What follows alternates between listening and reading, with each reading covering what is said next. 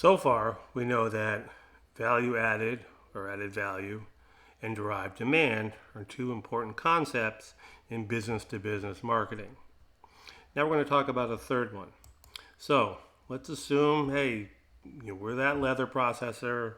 We take the raw cow hides and we turn it into supple, beautiful leather. And we know overall demand for leather boots is good. They're selling.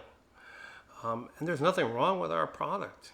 Our quality is excellent as usual, and our pricing is very competitive. But we're getting a decline in sales from one of our biggest customers. It happens to be a manufacturer in rural Maine. Matter of fact, where that red arrow is. And that part of Maine, there are more bears than there are people. So it's a small town. If you've ever seen Jumanji and there's a big shoe factory, that's kind of what life is like. Everything revolves around that factory. Very few people ever leave. All right, so what could be the problem? Well, the problem is the manufacturer just not making the right boots, okay, for the style that's demanded. And I apologize in advance, but they're from Maine. They don't get out very much. All right. Another source of an issue could be that the boots are being overpriced by retailers. But the situation is we haven't done anything wrong. You're doing a good job. I'm doing a good job as your boss, but our sales are off because other members in our supply chain are struggling to add value. All right. And they can't add more value than our competitors. All right. So they're not getting purchased. They're making boots that look like on the left when people want boots that are on the right. So this issue arises from the fact that, hey, in a supply chain, there's interdependence among the members. We're a team, all right? And it's not just the brands that compete, it's really supply chains.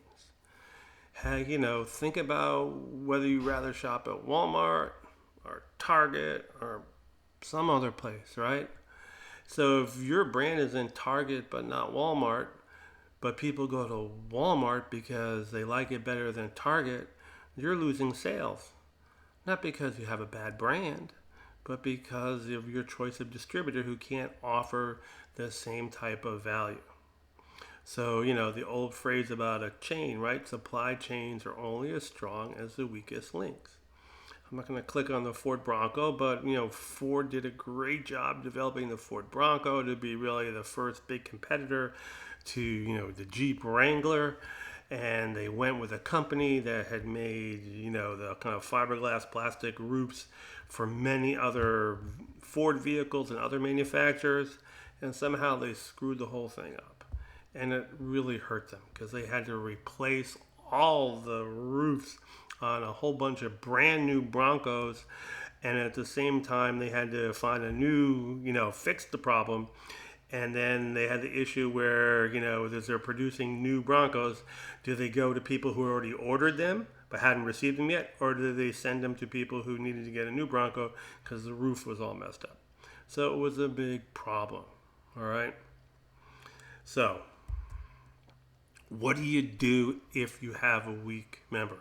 Think about if you're on a team. What if all your goalies are hurt and you need a goalie? All right. What can you do? All right. So in our case, the factory in Maine is really skilled. They can make the stitching and all that kind of stuff. They're really good. They just don't understand the style, right? So what can you do? Collaboration and integration are two ways to kind of think about it, right? You could go work with a new supply chain member, but it's not easy to do, right? Everybody out there already has a customer or a supplier. So you're going to have to work very hard to win somebody over. And regardless of whether you do that or not, there's still potentially value in that factory in Maine because they're really talented. They're just a little challenged with styles. All right?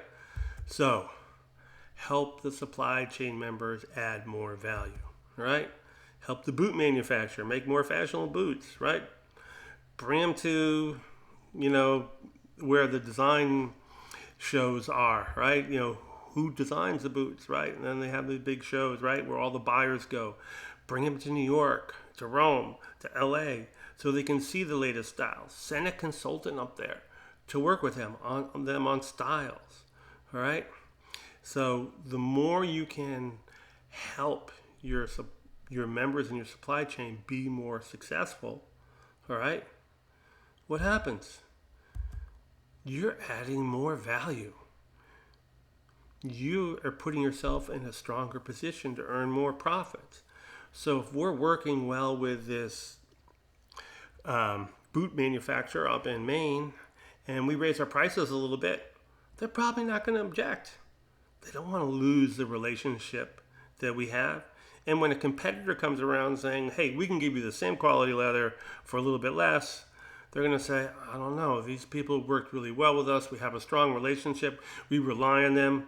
They're not going to punt us. They're going to keep us.